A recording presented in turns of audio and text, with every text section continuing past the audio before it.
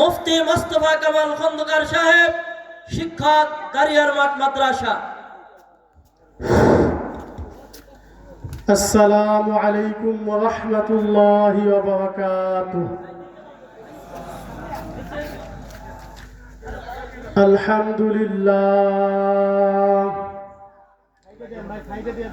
আলহামদুলিল্লাহি ওয়াহদাহু ওয়াসসালাতু ওয়াসসালামু আলা মান লা নাবিয়্যা বা'দাহু।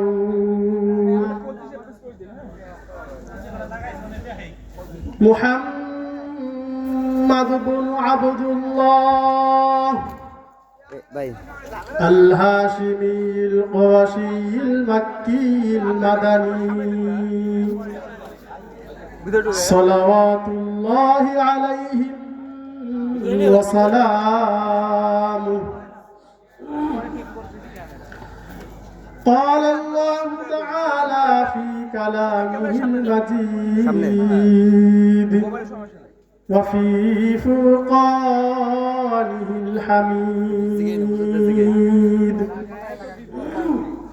أعوذ بالله من الشيطان الرجيم. بسم الله الرحمن الرحيم.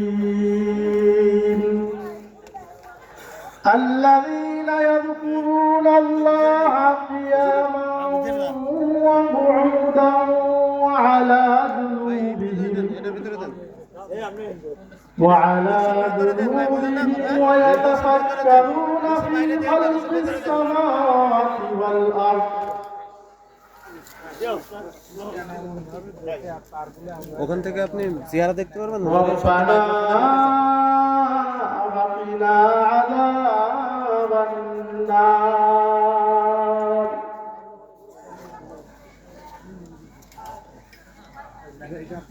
وقال صاحب القرآن صلوات الله عليه وسلامه: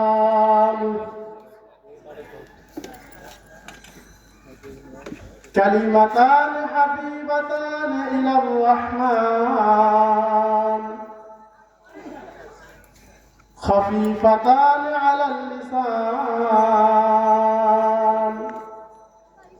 ثقيلتان في الميزان سبحان الله وبحمده سبحان الله العظيم. رواه البخاري أو كما قال عليه الصلاة والسلام. ঐতিহাসিক পূর্ব শতাব্দী রাবেয়া খাতুন মহিলা মাদ্রাসা এতিমখানা কর্তৃক আয়োজিত আজকের এই বিশাল ইসলামী মহাসম্মেলনের সম্মানিত প্রধান অতিথি, বিশেষ অতিথি, আমন্ত্রিত ওলামায়ে কেরাম, সামনে উপবিষ্ট দিন প্রিয়, ইসলাম প্রিয় মুরব্বী বাবারা, যুবক ভাইরা, ছেলে ছোট ভাই, পদ্মাবন্তরালে মা ও বোনেরা, আজকের এই ঐতিহাসিক মুহূর্তের সাক্ষী আমরা সকলে থাকলাম। উলামায়ে কেরামগণ অনেকেই চলে আসছেন, অনেকেই কাছাকাছি অবস্থান করতেছেন, মূল্যবান আলোচনা পেশ করবেন। এর মাঝখানে আপনাদের সামনে আমি একটা বিষয়ে সামান্য আলোচনা করব, সেটা হলো আল্লাহ তাআলা জিকিরের ফজিলত। কোন জিকির করলে আল্লাহ পাক রব্বুল আলামিন আপনার মিজানের পাল্লা নেকি দিয়ে পরিপূর্ণ করে দিবেন। কোন একটা জিকির করলে 70 জন ফেরেশতা 1000 দিন পর্যন্ত আপনার আমলনামায় নেকি লিখতে থাকবে। কোন জিকির করলে আপনার সমস্ত চিন্তা পেরেশানি সব কিছু দূর হয়ে যাবে। কোন জিকির করলে আল্লাহ পাক রব্বুল আলামিন আপনাকে একটা বান্দি আযাব করা সব আমলনামার মধ্যে দান করবেন। এরকম সামান্য কিছু বিষয় আলোচনা করব। জিকির মানে স্মরণ। সকলে বলেন জিকির মানে কি? এটা একটা অর্থ। জিকিরের বিভিন্ন অনেক অর্থ আছে। এই যে আল্লাহ তাআলার জিকির করা, এটা যে কত আনন্দের, কত মজার, কত লজ্জাত, কত স্বাদ, কত তৃপ্তি অন্তরের মধ্যে পাওয়া যায়, এটা একমাত্র যেই ব্যক্তি ইখলাসের সহিত একাগ্র চিত্তে আল্লাহ তাআলা জিকির করে সেই বুঝতে পারে। আলা বিযিকরিল্লাহি তাতমাইন্নুল কুলুব। আল্লাহ তাআলার জিকিরের মাধ্যমেই অন্তরের মধ্যে প্রশান্তি লাভ করা যায়। টাকা পয়সা, গাড়ি বাড়ি, ব্যাংক ব্যালেন্স কোনো কিছুতেই অন্তরের মধ্যে শান্তি দিতে পারে না। অন্তরের মধ্যে একমাত্র শান্তি দিতে পারে, প্রশান্তি দিতে পারে একমাত্র আল্লাহ তাআলা জিকির। সামনে মোবাইল দিলে উফ করতে পারবেন না নিচে খবরদার। হাদিসের মধ্যে আসছে একবার যে অন্তঃস্থল থেকে বলবে লা ইলাহা ইল্লাল্লাহু মুহাম্মাদুর রাসূলুল্লাহ, একবার যে লা ইলাহা ইল্লাল্লাহ, মান ক্বালা লা ইলাহা ইল্লাল্লাহ সিদকাম মিন কলবিহি দাখালাল জান্নাহ। যেই ব্যক্তি একবার তার অন্তঃস্থল থেকে বিশ্বাসের সাথে এই জিকির করবে লা ইলাহা ইল্লাল্লাহ, আল্লাহ পাক রব্বুল আলামিন তাকে জান্নাত দান করবে।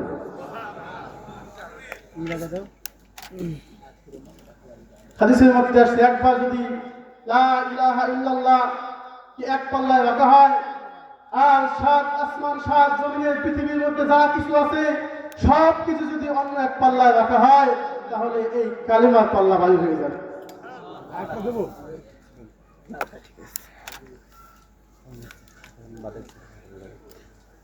হাদিসের মধ্যে আসছে আল্লাহ রাসূল সাল্লাল্লাহু আলাইহি ওয়াসাল্লাম বলেন, আফযালুল কালামি বাদাল কুরআনি আরবাউন।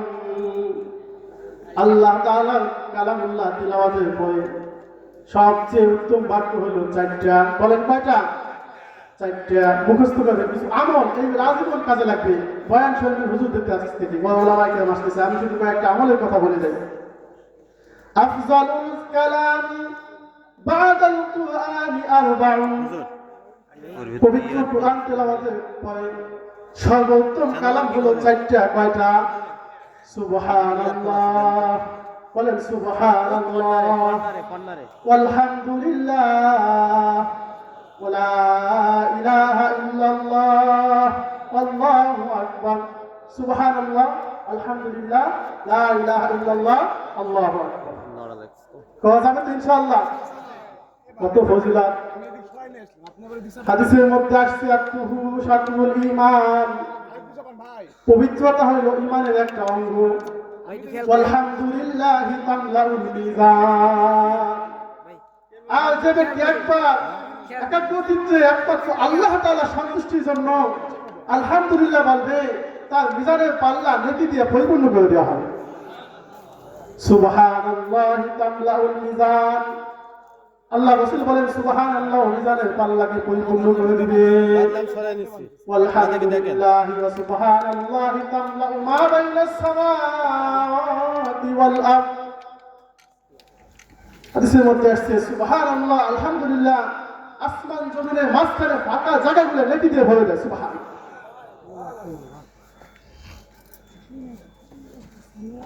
এই সুবহানাল্লাহ, আলহামদুলিল্লাহ, আল্লাহু আকবার প্রতি নামাজের শেষে আমরা তাসবিহ ফাতিহা পাঠ করি না?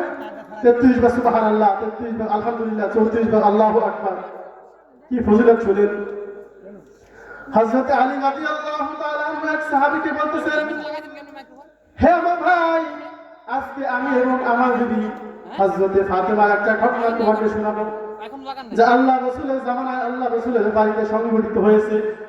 এই কথা শুনে ওই সাহাবী বেশ আকর্ষিত হইলেন, শুনতে চাইলেন যে বলেন ভাই কি ঘটনা হয়েছিল আল্লাহ রাসূলের জামানার ঘটনা। হযরত আলী রাদিয়াল্লাহু তাআলা আনহু বললেন, আমি একবার বিশেষ মারফতে জানতে পারলাম যে আল্লাহ রাসূল সাল্লাল্লাহু আলাইহি ওয়াসাল্লামের দরবারে একবার বেশ কিছু দামি গোলাম বান্দা এসেছে। বলল ফাতিমা রাদিয়াল্লাহু তাআলা আনহা নিজের হাতে চাকতি পেস্ত, হাতের মধ্যে ফুসকা পড়ে যাইত, নিজে কূপ থেকে নিজে রশি টেনে পানি উঠাইতেন, শরীরের মধ্যে দাগ পড়ে যাইত, আলী রাদিয়াল্লাহু তাআলা আনহু বললেন যে আল্লাহ রাসূলের কাছে বেশ কিছু গোলাম আসছে, বান্দি আসছে, আল্লাহ রাসূল ওগুলোকে সাহাবীদের মধ্যে হাদিয়া দিয়ে দিবেন, তুমি যাও। যে আল্লাহ রাসূলকে এই বিষয়টা বললে হয়তো অবশ্যই তার মেয়ে হিসেবে তোমাকে একটা দান করবে। বিভিন্ন ভাবে হাদিসে ঘটনা আসছে, অন্য এক সাহাবীর কথাও আসছে। আল্লাহ রাসূল সাল্লাল্লাহু আলাইহি ওয়াসাল্লামের বাড়িতে হযরত ফাতেমা রাদিয়াল্লাহু তাআলা আনহা যখন গেছেন, যা দেখেন আল্লাহ রাসূল যে কোনো কাজে বাসায় নাই, বাড়িতে নাই, ফিরে আসছে। পরের দিন আল্লাহ রাসূল সাল্লাল্লাহু আলাইহি ওয়াসাল্লাম তার খবর নেওয়ার জন্য আসছেন। বলল, ফাতেমা, গতকাল তুমি আমার বাসায় গিয়েছিলে কি জন্য? হযরত ফাতেমা রাদিয়াল্লাহু তাআলা আনহা ইতস্তত করতেছিলেন। আলী রাদিয়াল্লাহু তাআলা আনহু বললেন, ইয়া রাসূলুল্লাহ, ফাতেমা নিজ হাতে চাকতি পেশে নিজ হাতে কূপ থেকে পানি উঠায়, তার কষ্ট হয়ে যায়, হাতের মধ্যে ফুসকা হয়ে যায়, শরীরের মধ্যে দাগ পড়ে যায়। আপনি যদি তাকে একটা বান্দি দান করতেন তাহলে হয়তো তার এই সমস্যাটা সমাধান হয়ে যাইত। আল্লাহ রাসূল সাল্লাল্লাহু আলাইহি ওয়াসাল্লাম বললেন, ফাতেমা, ঘরের কাজ করতে থাকো। ওই গোলামটা বান্দি দান করার থেকে উত্তম একটা আমল তোমাকে আমি শিখিয়ে দেওয়া যায়, যে আমলটা তোমার জন্য এই বান্দা গোলাম দান করার থেকে উত্তম হবে। সেটা হলো প্রতি 5 ওয়াক্ত নামাজের শেষে 33 বার সুবহানাল্লাহ, 33 বার আলহামদুলিল্লাহ এবং 34 বার আল্লাহু আকবার, মোট 100 বার পাঠ করবা। আল্লাহ তাআলা তোমাকে ওই বান্দি দান করার থেকে বেশি সওয়াব তোমার আমলনামার মধ্যে দান করবে। পাবো তো ইনশাআল্লাহ। 5 ওয়াক্ত নামাজ শেষে তাসবিহে ফাতিমি, ফাতেমা রাদিয়াল্লাহু তাআলা আনহাকে আল্লাহ রাসূল যে আমলটা শিখিয়ে দিয়েছেন, এটাকে বলে নাম হয়ে গেছে তাসবিহে ফাতিমি। এই আমলটা আমরা করতে থাকি।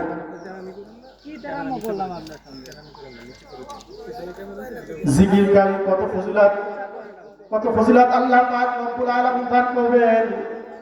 হযরত ইউসুফ আলা নবিয়িনা ওয়া আলাইহিস সালাতু ওয়াস সালামের জামানার ঘটনা। অভাবের পরে যখন সব মানুষ মিশরের ত্রাণ দিতে গেছেন, হযরত ইউসুফ আলা নবিয়িনা ওয়া আলাইহিস সালাতু ওয়াস সালাম ত্রাণ বিতরণ করতেছিলেন। এর মধ্যে ফাজাআহু রাজুলুন ফাকিরুন, এক দরিদ্র ব্যক্তি তার কাছে আসলো। আয়েশা ইউসুফ আলাইহিস সালাম ছিলেন মিশরের অর্থমন্ত্রী, ওয়াজিরুল খাজানা। তার কাছে এসে দাবি করছে, আতিনি মিম্মা আতাকাল্লাহ। হে ইউসুফ আলা নবিয়িনা ওয়া আলাইহিস সালাতু ওয়াস সালাম, আল্লাহ তাআলা তোমাকে যা কিছু দান করেছেন তা থেকে আমাকেও কিছু দান করো। তিরমিজি শরীফের হাদিস। হযরত ইউসুফ আলাইহিস সালাম তাকে একটা প্যাকেট দান করেছেন, মানায় হাদিস বর্ণনা করতেছি। ওই লোকটা বলেন, আমাকে আরো দাও। ইউসুফ আলাইহিস সালাম তাকে 2টা দান করেছেন, বলল আমাকে আরো দাও। 3টে দান করেছেন, বলল আরো দাও। বলে না, সব মানুষকেই দিতে হবে। 4টে কোনো দাদা না।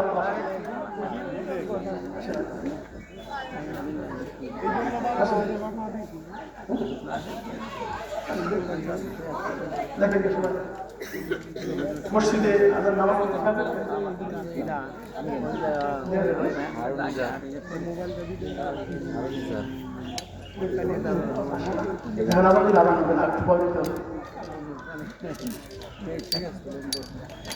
ইউসুফ আলাইহিস সালাম কে ওই লোকটি বললেন যে ভাই আমি কে তুমি জানো না?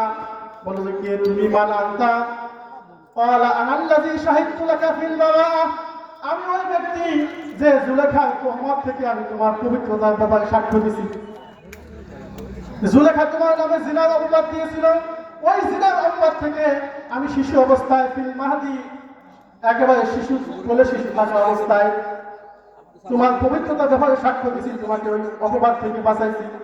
ইউসুফ আলাইহিস বলেন, ওই ব্যক্তি তুমি যে আমাকে অপবাদ থেকে বাঁচাইছে, আমার পবিত্রতা ঘোষণা করছে। ইউসুফ আলাইহিস সালাম তাকে যা কাজ করলেন মোটামুটি 100 মনের মতো হয়। ওই লোক খুশি হয়ে গেছে, ইউসুফ আলাইহিস সালাম তৃপ্তি পাইছেন। এই কথা বলে শেষ করব। সাথে সাথে আল্লাহ পাক রব্বুল আলামিন ফাআওহাল্লাহু ইলা ইউসুফ, ইউসুফ আলাইহিস কাছে ওহী পাঠাই দিয়েছেন। বলেন, ইউসুফ হাযা আকাম লিমান শাহিদা লাকা ফিল বারাআহ, এটা তো তোমার দান, যে ব্যক্তি তোমার পবিত্রতা সাক্ষ্য দিয়েছে, তোমার পবিত্রতা ঘোষণা করেছে, তাকে তুমি এত দান করলা। ফাকাইফা আতাই লিমান শাহিদা ফিল বারাআহ, তাহলে আমি আল্লাহ আমার দান কেমন হবে যে আমার পবিত্রতা ঘোষণা করে যে ফজরের নামাজের সময় বলে সুবহানা রাব্বিয়াল আলা, সিজদার মধ্যে যায় সুবহানা রাব্বিয়াল আলা, রুকুর মধ্যে যায় সুবহানা রাব্বিয়াল আযীম। আল্লাহ তাআলার প্রশংসা বর্ণনা করে জোহরের নামাজে আবার সুবহানাল্লাহ রাব্বিয়াল আলা, সুবহানাল্লাহিল আযীম আবার আল্লাহ তাআলার প্রশংসা করে। সকাল সন্ধ্যায় সব সময় তাসবিহ পাঠ করতে থাকে। আল্লাহ বলেন হে ইউসুফ, তোমার একবার পবিত্রতা বর্ণনা করছে তাই তুমি তাকে এত দান করলা। আর আমার যেই বান্দা ছোটবেলা থেকে মৃত্যু আগ পর্যন্ত আমি আল্লাহ আমার পবিত্রতা ঘোষণা করতেছে, তাও সবচেয়ে উত্তম ইবাদত নামাজের মধ্যে ঘোষণা করতেছে, তাহলে তুমি চিন্তা করো আমার ওই সমস্ত জিকিরকারীদের বান্দাদেরকে আমি কি পরিমাণ দান করবো। এই জন্য সফল কাম ওই সমস্ত ব্যক্তি। সূরা আলে ইমরান 20 নম্বর রুকু আল্লাহ তাআলা যে আয়াতটা আমি তিলাওয়াত করেছিলাম যে আল্লাযীনা ইয়াযকুরুনাল্লাহা কিয়ামান ওয়া কুউদান ওয়া আলা জুনুবিহিম, বলে সফল কাম ওই সমস্ত ব্যক্তিরাই যারা দাঁড়ানো অবস্থায় আল্লাহ তাআলা জিকির করে, ওয়া কুউদান বসা অবস্থায় আল্লাহ তাআলা জিকির করে, ওয়া আলা জুনুবিহিম এবং শয়নকৃত অবস্থায় আল্লাহ তাআলা জিকির করে। এই সমস্ত ব্যক্তি হইল প্রকৃত সফল কাম। বলে আমরা সফল কাম হতে চাই না? যে আমলগুলো সংক্ষিপ্ত সময় যে আমলগুলোর কথা বললাম সবাই পারবেন তো ইনশাআল্লাহ? ছোট্ট একটা আমলের কথা বলে আমার কথা শেষ। একটা দোয়া আছে যে দুধটা পড়লে 70 জন ফেরেশতা 1000 দিন পর্যন্ত আপনার আমলনামার মধ্যে সব লেখা থাকে। বলবো বলতে বলেন সবাই বলেন জাযাল্লাহু আন্না মুহাম্মাদান মা হুয়া আহলুহু। বলেন সবাই বলেন জাযাল্লাহু আন্না মুহাম্মাদান, বলেন সবাই জাযাল্লাহু আন্না মুহাম্মাদান মা হুয়া আহলুহু, জাযাল্লাহু আন্না মুহাম্মাদান মা হুয়া আহলুহু। এই আমলটা করবেন ইনশাআল্লাহ। আল্লাহ পাক রব্বুল আলামিন আমাদের সকলকে যে আলোচনাগুলো শুনলাম সহি আলোচনাগুলো সহি জিকির আজকারগুলো আমাদের করার তৌফিক দান করুন। সকলে বলেন আমিন। অনেক বড় বড় ওলামায়ে কেরাম আসতেছে যা থানা লেভেলে অনেকে আনতে পারে না, এই জন্য আমরা মাহফিল শেষ করে আখিরি মুনাজাতে অংশগ্রহণ করে তারপর এখান থেকে যাব। আর এই মাহফিলে বেশ বড় একটা খরচ হয়েছে, আমাদের সাধ্য মতো আমরা মাহফিলের জন্য দান করে যাব। আসসালামু আলাইকুম ওয়া রাহমাতুল্লাহি ওয়া বারাকাতুহু।